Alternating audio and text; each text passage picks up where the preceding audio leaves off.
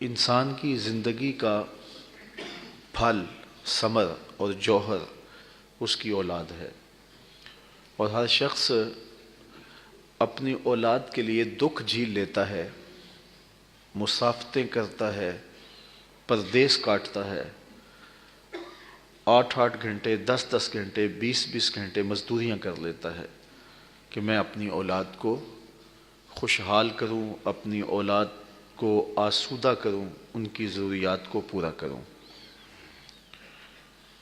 لیکن اگر ان کی اخلاقی تربیت، ان کی مذہبی تربیت، ان کی دینی تربیت نہ ہو سکی تو پھر ہم نے بہت بڑا نقصان کر لیا۔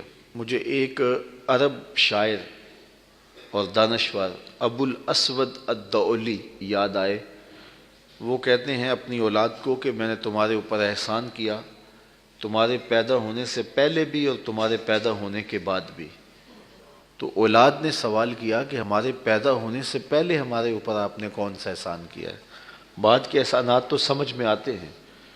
تو ابو الاسود کہنے لگا کہ میں ایک شاعر تھا، اور شاعرانہ مزاج کے تحت میں جب نکاح کرنے لگا تو میری آرزوئیں اس اعتبار سے تھیں کہ مجھے ایک خوبصورت عورت ملے جس سے میں نکاح کروں، لیکن میں نے جب نکاح کے لیے خاتون کو تلاش کیا تو میں نے اس نقطہ نظر سے کہ کل مستقبل میں تمہاری اچھی ماں بنے، یہ وہ قربانی ہے جو اپنے جذبات کی دی ہے، تمہارے پیدا ہونے سے پہلے دی ہے، تو یہ احسان میں نے تمہارے اوپر تمہارے پیدا ہونے سے پہلے کیا ہے۔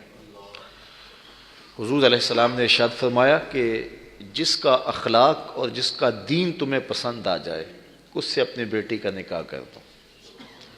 یعنی دیکھنے والی چیزیں کیا ہیں؟ دو حضور نے فرمائی، دین اور اخلاق۔ یہ اگر تمہیں اچھے لگیں کسی شخص میں تو اس سے اپنی بیٹی کا نکاح کر دو۔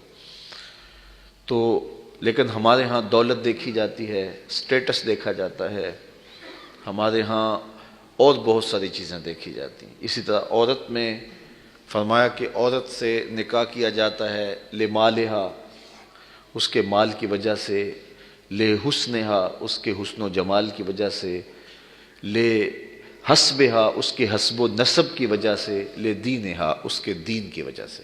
4 وجہ سے عورت سے نکاح کیا جاتا ہے کہ وہ خوبصورت بہت ہے، وہ اچھے خاندان کی چشم و چراغ ہے، وہ مالدار ہے، اور وہ دیندار ہے۔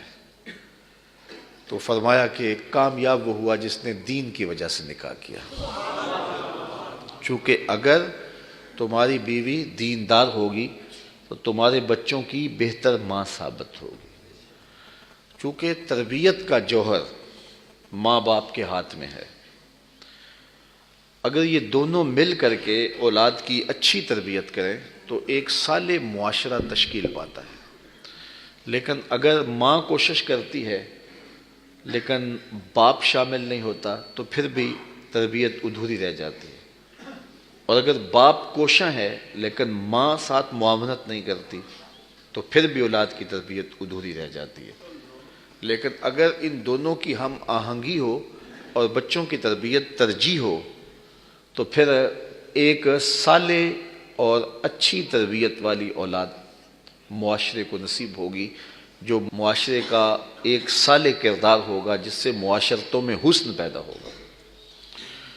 تو ہمیں اسلام نے جب بچہ پیدا ہوا، اس معمورہ ہستی پہ اس نے قدم رکھا تو سب سے پہلا حکم نامہ یہ دیا کہ اس کے کان میں سب سے پہلی آواز اللہ کی بڑائی کی پڑنی چاہیے کہ اللہ سب سے بڑا ہے۔ اس کا ایک فائدہ تو یہ ہے کہ جب اذان پڑھی جاتی ہے تو شیطان بھاگ جاتا ہے۔ بچہ جب پیدا ہوتا ہے تو شیطان اس نئے آنے والے مہمان پر حملہ آور ہونا چاہتا ہے، اذان کی آواز سے بھاگ جاتا ہے۔ اس سے ایک تو ہم شیطان کو بتاتے ہیں کہ اس پر تیرا بس نہیں چلے گا، یہ محمد عربی کا نوکر ہے، اور دوسرا اس بچے کو بتاتے ہیں کہ تجھے مبارک ہو، تو مسلمانوں کے گھر میں پیدا ہوا ہے۔